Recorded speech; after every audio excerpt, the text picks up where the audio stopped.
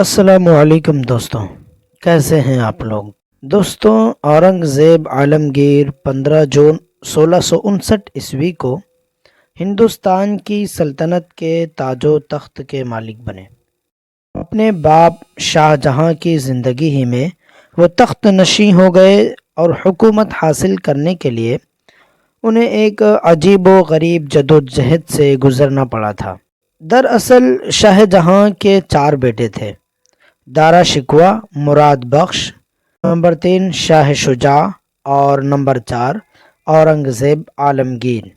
شاہ جہاں کے سب سے بڑے بیٹے دارا شکوہ نے شاہ جہاں پر ڈورے ڈال رکھے تھے اور وہ ایک طرح سے اپنے باپ کی زندگی ہی میں سیاہ و سفید کا مالک بن گیا تھا۔ اس کے علاوہ شاہ جہاں بھی اپنی تمام اولاد میں سے دارا شکوہ کو سب سے زیادہ پسند کرتے تھے اور اسی پر اعتماد و بھروسہ کرتے تھے، اور اس نے دارا شکوہ کو تخت و تاج کا وارث بھی نامزد کر دیا تھا، اور انہوں نے دارا شکوہ کو تخت و تاج کا وارث بھی بنا دیا تھا۔ دوسری طرف اورنگزیب عالمگیر نے بلا شبہ مغلیہ تخت کی بے حد خدمت کی تھی، لیکن حقیقت میں انہیں اس کی خدمت کا مناسب صلہ نہ مل سکا تھا۔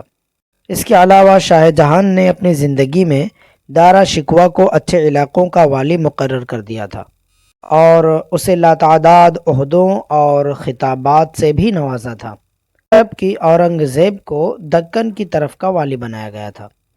جہاں اورنگزیب کو اپنے باپ کے یہ فیصلہ نامنظور تھے، وہاں ان کو اپنے بھائی دارا شکوہ سے بھی شدید اختلاف تھے، اور سب سے بڑا اختلاف مذہبی عقیدے کا تھا۔ دوستوں، اورنگزیب راسخ العقیدہ مسلمان تھے، جبکہ دارا شکوہ کا رجحان تصوف اور بعض ہندو عقائد میں بھی دلچسپی رکھتا تھا۔ دارا شکوہ نے شاہ جہاں کی شفقت و محبت کو کمزوری پر ملول کرتے ہوئے پورا فائدہ اٹھایا۔ آخری وقت میں شاہ جہاں کے تمام مخلص مشیر انتقال کر چکے تو دارا شکوہ نے اپنے لیے میدان خالی سمجھا اور تخت و تاج پر حاوی ہو کر جو چاہتا شاہ جہاں سے منوا لیتا تھا۔ اچانک شاہ جہاں بیمار ہو گئے تو وہ قریباً 1 ہفتہ تک زندگی اور موت کی کشمکش میں مبتلا رہے۔ اس دوران وہ جھروکے میں عوام کو روزانہ ملتا اور چاروں طرف افواہیں گرم ہو گئیں کہ شاہ جہاں نزا کے عالم میں ہے اور بہت جلد وفات پا جائے گا۔ شاہ جہاں کی اس بیماری کے دوران دارا شکوہ تو اس کے پاس تھا، دوسرا بیٹا مراد بخش اس وقت گجرات کا والی تھا اور وہاں گجرات ہی میں تھا، تیسرا بیٹا شاہ شجاع بنگال میں تھا، اور اورنگزیب اس وقت دکن میں تھے۔ دارا شکوہ کا مقصد یہ تھا کہ پہلے مراد بخش کا خاتمہ کرے، اس کے بعد شاہ شجاع کو ٹھکانے لگائے اور اس کے بعد اورنگزیب سے نپٹے اور پھر تاج و تخت کا مالک بن جائے۔ اسے سب سے زیادہ خطرہ اورنگزیب ہی سے تھا، لہٰذا دارا شکوہ نے اورنگزیب کو زیادہ سے زیادہ کمزور کرنے اور اپنے سامنے جھکانے کی کوشش کی۔ شاہ جہاں نے بھی چونکہ اس کا ساتھ دیا، لہٰذا اورنگزیب عالمگیر بھڑک اٹھے۔ اب شاہ جہاں کے چاروں بیٹوں کے درمیان ایک طرح سے تخت و تاج حاصل کرنے کے لیے جنگ شروع ہو گئی تھی۔ تخت نشینی کی اس جنگ کے دوران اورنگزیب نے یہ ثابت کر دیا کہ وہ ایک اچھا، منتظم و قابل سپاہی اور ذی فہم سیاست داں ہیں۔ گو سارے بھائی اس کے مخالف تھے اور وہ چاروں طرف سے خطرات میں گرفتار ہوئے، لہٰذا انہوں نے نہایت ہوش مندی سے کام لیتے ہوئے ہر محاذ پر نظر رکھی اور اپنے لیے نہایت ذمہ دار اور وفادار لوگوں کا انتخاب کیا۔ اورنگزیب کو قدرت نے لوگوں کو پرکھنے کی بہترین صلاحیت عطا کی۔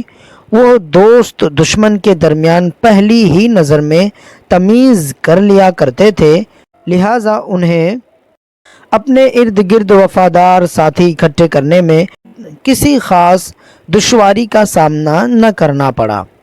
جب شاہ جہاں کی بیماری کا فائدہ اٹھاتے ہوئے سارے بھائیوں نے تخت و تاج حاصل کرنے کی کوشش شروع کی، تب اورنگزیب نے بھی 30 مارچ کو تخت حاصل کرنے کے لیے اپنی جدوجہد کا آغاز کر دیا۔ وہ برہان پور سے دہلی کی طرف روانہ ہوئے اور 3 ماہ کے قلیل عرصے میں 2 بڑے دریا عبور کر کے 2 خون ریز جنگیں لڑیں اور دارالحکومت پر قبضہ کیا۔